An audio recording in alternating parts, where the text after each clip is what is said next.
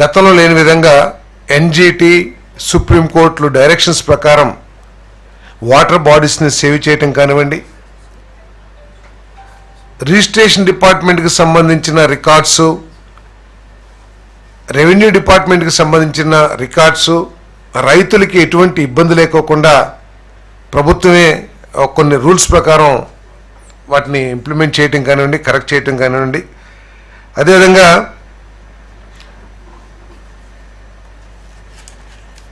Assignment lands, తర్వాత endowment lands, లేకపోతే ఈ లంకా ల్యాండ్స్, వీటన్నిటి మీద స్థానిక జాయింట్ కలెక్టర్తో ఎంక్వైరీ చేయించి యాజమాన్యాన్ని కరెక్ట్గా నిర్ధారించి ఎటువంటి వివాదాలకి అవసరం లేకోకుండా చేసే విధంగా కానివ్వండి.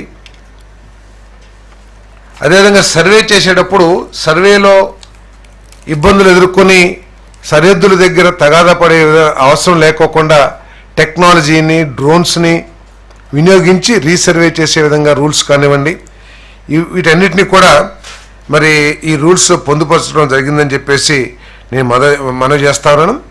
ల్యాండ్ ఓనర్స్ని నిర్ణయించేటప్పుడు కూడా ఆధారంగా లేకపోతే పాస్పోర్ట్ ఆధారంగా యాజమాన్యంలో కూడా ఎటువంటి వివాదాలు రాకుండా, ఈ భూమి నాది అది అటువంటి వివాదాలు రాకోకుండా కూడా మరి ల్యాండ్ పూలింగ్ చేయాలని చెప్పేసి మరి ఈ నిర్ణయాలు తీసుకోవడం జరిగిందని చెప్పేసి నేను మనవి చేస్తాను. అంతేకాకుండా వీళ్ళకి సంబంధించి రైతులకు సంబంధించి ఎవరైతే ల్యాండ్ పూలింగ్కి ఇస్తారో వాళ్ళందరికీ కూడా మెరుగైన ప్యాకేజ్ ఇచ్చే విధంగా కూడా మరి నిర్ణయం తీసుకుంటాం జరిగిందని చెప్పేసి నేను మనవి చేస్తామని నేను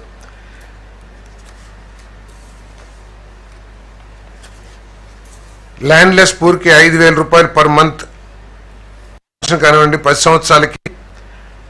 అదేవిధంగా one time agriculture loan waiver 1,50,000 one time loan waiver కానివ్వండి. Free education and medical facilities అక్కడ ఉన్న నివసిస్తున్న ప్రజలందరికీ కూడా ఎలిజిబుల్ ఫార్మర్స్కి మరి ఫ్రీ ఎడ్యుకేషను, మెడికల్ ఫెసిలిటీస్ ఇవ్వటం కానివ్వండి. Old age homes for the elderly and needy people. So ఈ విధమైన బెటర్ ప్యాకేజ్ కూడా ఇవ్వటానికి ఈ రూల్స్ నిర్దేశించబడినాయి అని చెప్పేసి మనం చేస్తాం. మొత్తం మీద ల్యాండ్ పూలింగ్ ఇచ్చే రైతులకి అనుకూలంగా ఉండే విధంగా ఈ రూల్స్ని ఏర్పాటు చేయడం జరిగిందని చెప్పేసి మనం చేస్తాం. అదేవిధంగా మరి ఎంఓయూ డిపార్ట్మెంట్లో కొత్తగా మీ అందరికీ తెలిసిందే, మొన్న ప్రధానమంత్రి గారు వచ్చి ప్రధానమంత్రి గారి చేతుల మీద శంకుస్థాపన జరిగిన విషయం మీ అందరికీ తెలిసిందే.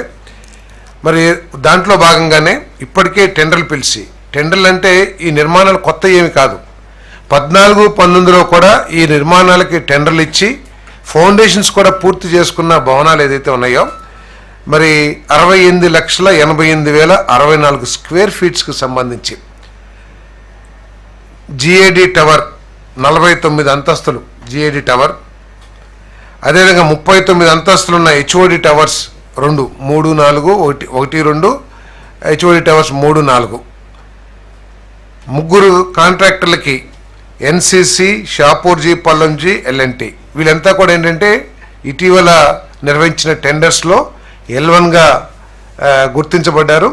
వాళ్ళకి మరి ఎన్సిసి లిమిటెడ్ జిఏడి టవర్స్కి 844 కోట్లు 23 లక్షలు, Shapoorji, Pallonji HOD towers 1 and 2 1423.08 కోట్లు, అదేవిధంగా జిఏడి టవర్స్ 3, 4 ఎల్ఎన్టీ 1247 కోట్లకి వాళ్ళు టెండర్లు వేయటం జరిగింది. వాళ్ళు లోయెస్ట్ L1 బిడ్డర్స్గా వచ్చారు కాబట్టి వాళ్ళకి ఆర్డర్స్ LOI ఇవ్వటానికి చేసిన ప్రతిపాదనని కేబినెట్ ఆమోదించిందని చెప్పేసి మనం చేస్తాము.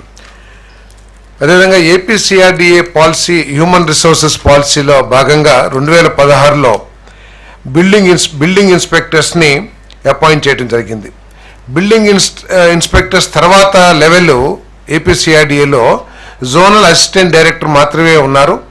జోనల్ అసిస్టెంట్ డైరెక్టరు డైరెక్ట్ రిక్రూటీ, అంటే వీళ్ళకి ప్రమోషన్ ఛానల్ లేక కొంత ఇబ్బందులు ఎదుర్కొంటమే కాకుండా పెరిగిపోయిన బిల్డింగ్ అనుమతులు ఏదైతే ఉన్నాయో ఆన్లైన్లో వచ్చే అనుమతులు కానివ్వండి, లేదా సిఆర్డీఏ పరిధి పెరిగి పని భారం కూడా పెరగడం దృష్టిలో పెట్టుకుని ఒక ప్రమోషన్ ఛానల్ క్రియేట్ చేయాలని చెప్పేసి 40 64 బిల్డింగ్ ఇన్స్పెక్టర్స్కి 40